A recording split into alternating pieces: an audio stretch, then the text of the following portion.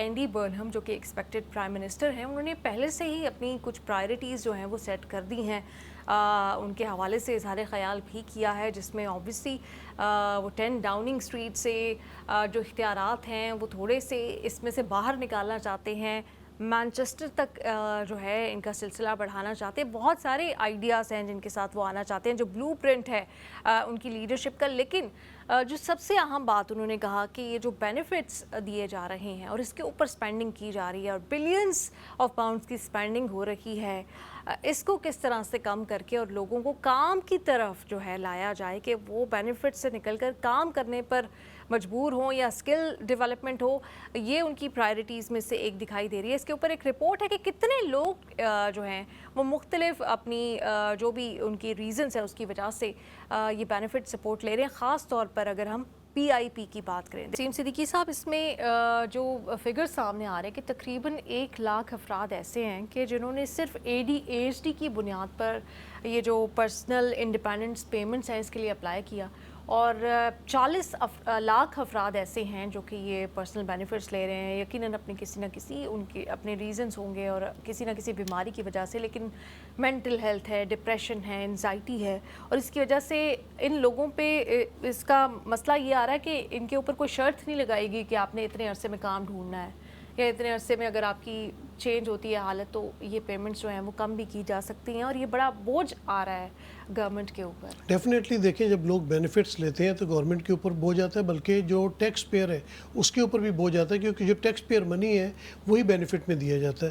جو لوگ ڈیزرو کرتے ہیں ان کو تو ضرور ملنا چاہیے، جن کے ساتھ ڈسیبلٹیز ہے یا جاب نہیں ہے.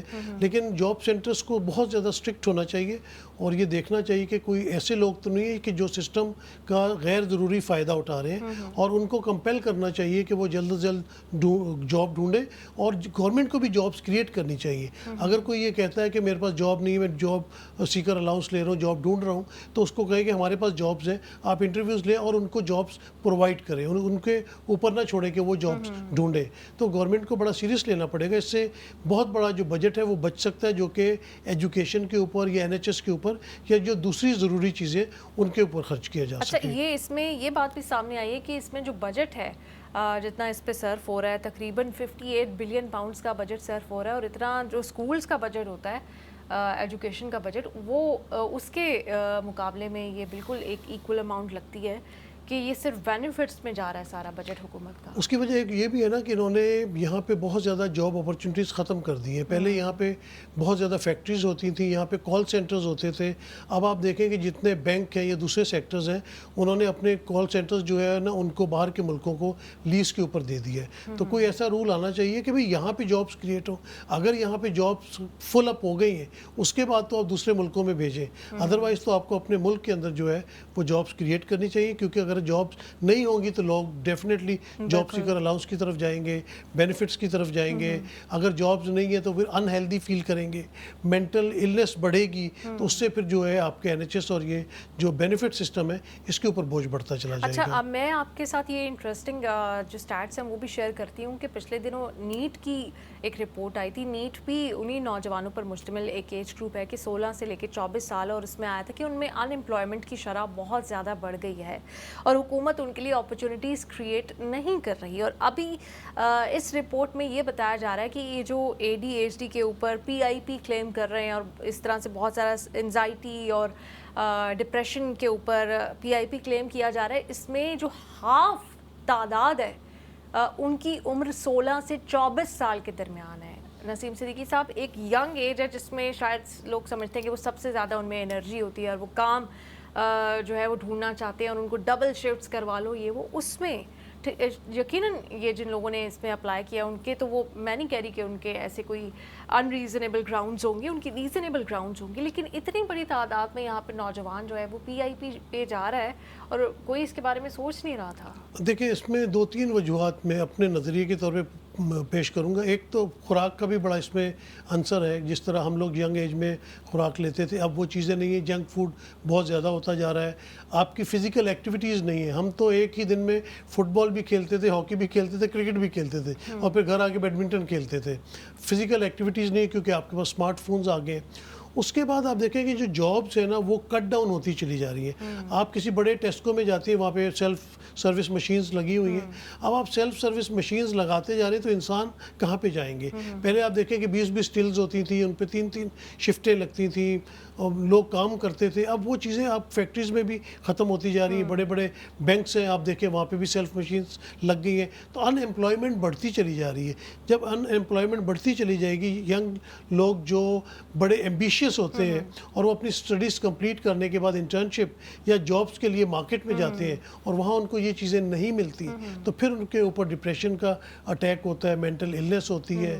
پھر بیچارے کیا کریں, پھر ان کو جانا پڑتا ہے. اچھا, ایک چونکہ اب ہم وہ چیلنجز جو کہ اینڈی برنہم کو فیس کرنے آنے والے دنوں میں اس کی بات کر رہے ہیں, تو کیئر سٹارمر نے جو اپنا الوداعی انٹرویو ایز پرائم منسٹر دیا, اس میں انہوں نے کہا ہے کہ ان کے اوپر بڑا الزام لگایا جاتا تھا کہ وہ گلوبل افیئرس میں زیادہ انویسٹڈ رہتے ہیں اور جو لوکل ایشوز ہیں اس کے اوپر وہ نہیں بات کرتے. تو انہوں نے کہا کہ ان کو ایکسٹرا آرڈینری گلوبل افیئرس کا سامنا تھا, کہ یوکرین ہو یا US ایران وار ہو, پھر پیلسٹائن کی سچویشن. آپ کو لگتا ہے کہ ابھی اس اینڈی برنہم بھی آ کے اپنے آپ کو الگ کر سکیں گے گلوبل افیئرس؟ اس وقت جتنی کھچڑی بنی ہوئی ہے اور ڈونلڈ ٹرمپ جس طرح سے سب کو گھسیٹ کے لے ہی آتے ہیں کسی نہ کسی ایشو میں, کوئی کسی بھی ملک کا وزیر اعظم گلوبل افیئرس سے اس وقت دور رہ سکتا ہے, ڈسٹنس کر سکتا ہے؟ دیکھیں بات ہے ویژنری لیڈرز ہونا چاہیے, ٹھیک ہے نا. آج کل لیڈرز تو ہمیں نظر آتے ہیں, اسٹیٹس مین نظر نہیں آتے.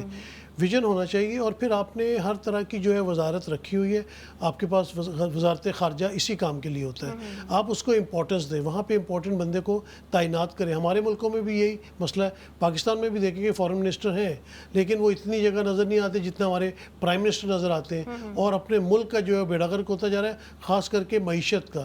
اور معیشت پہ ہی زیادہ وزیر اعظم نے توجہ دینی. ان کی جو کابینہ ہے, کیبنٹ ہے, اس نے ملکی مسائل کو حل کرنا ہوتا ہے. فارن منسٹر کی سیٹ اسی لیے ہے کہ وہ باہر کے مسائل دیکھے اور پرائم منسٹر سے جو ہے مشورہ کر لے.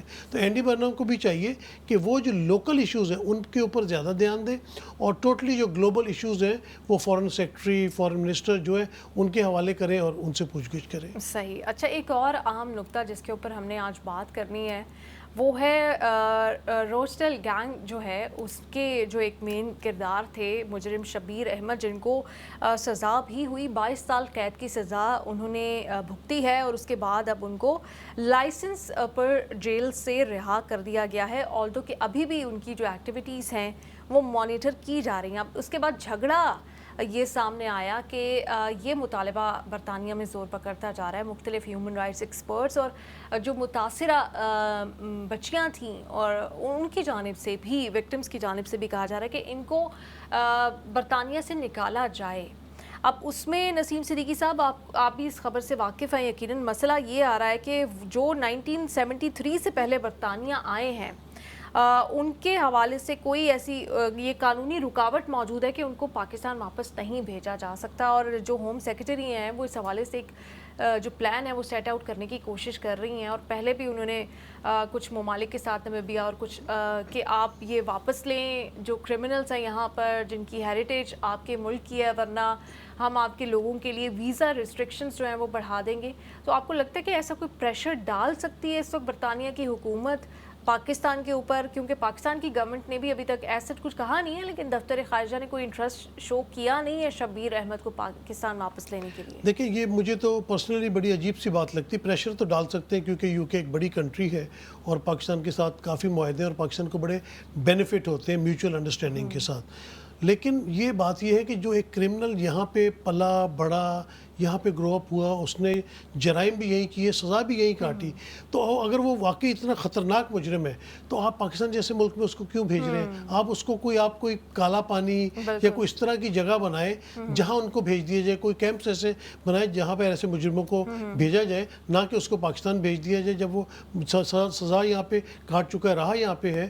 تو اس بات کو دیکھنا چاہیے ہوم آفس کو. اور اگر جیسے اگر کوئی اور ایتھنیسٹی کے ہوں یا وائٹ ایتھنیسٹی کے کوئی برطانوی شہری ہوں, اگر وہ کوئی جرم کرتے ہیں تو کیا ان کو بھی کہیں باہر بھیجا جائے گا؟ کیونکہ وکٹمس بہت زیادہ, ہماری تو سپورٹ ہے ہی وکٹمس کے ساتھ. جی بالکل. اور اس کو جتنا یہ جو گرومنگ گینگز والا معاملہ ہے اس کو کنڈیم کیا جائے اتنا ہی کم ہے, اور اس میں جو کردار ہیں ان کو میں کہتی ہوں کہ سخت سے سخت سزائیں، کیپٹل پنشمنٹس جو ہیں وہ دی جاتی ہیں برطانیہ میں، لیکن آپ کو پتہ ہے کہ پاکستان میں تو اس سے بھی زیادہ سخت سزائیں دی جاتی ہیں. تو ہم تو یہ سوچتے ہیں کہ وہ اتنی سزا ان کو ملنی اور پھر چاہیے. ایک شخص کی وجہ سے آپ لا کیوں چینج کر رہے ہیں؟ آپ لا ایسا بنائیں کہ کوئی بے شک یو کے میں ہی ایسی جگہ بنائے جہاں پہ اس طرح کے لوگوں کو ڈال دیا جائے اور ساری عمر کے لیے ڈال دیا جائے. ٹھیک ہے، ان کو وہاں پہ سزا کاٹنے کے بعد آزادی ہونی چاہیے گھومنے پھرنے کی، لیکن ان کا ایک سٹی ہی ڈیفرنٹ ہو جہاں پہ وہ کوئی اور جرم نہ کر سکیں اور ان کو پابند سلاسل ہی ایک قسم کا ہو.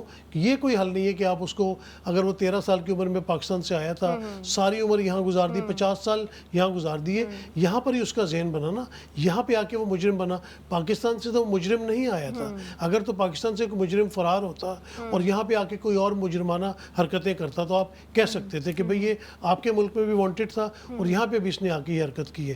جب وہ پلا بڑا ساری اس کی بھی گرومنگ یہیں پر ہوئی نا، تو اس نے جو جرم کیا اس کی سخت سے سخت آپ کو سزا دے اور ایسی مثال بنا دے کہ آئندہ کوئی اس قسم کی حرکت کرنے کا سوچ بھی نہ سکے. لیکن نسیم صدیقی صاحب مجھے یہ بتائیں نا کہ آپ یہ کہہ رہے ہیں، ہم بھی اسی بات پہ یقین رکھتے ہیں کہ ان کو یہیں پہ سزا دیں، جو بھی آپ نے دینی ہے اس سے سخت دیں، جتنی مرضی سزا دیں. اب پاکستان بھیجنے کی بات کیوں کر رہے ہیں؟ اب مسئلہ یہ آ رہا ہے کہ جو ہوم سیکرٹری ہیں وہ ہیں شبانہ محمود. انہوں نے پاکستان کی گورنمنٹ پہ بھی پریشر ڈالا ہے، جیسے انہوں نے پہلے ٹیکٹکس استعمال کیا باقی کنٹریز کے لیے.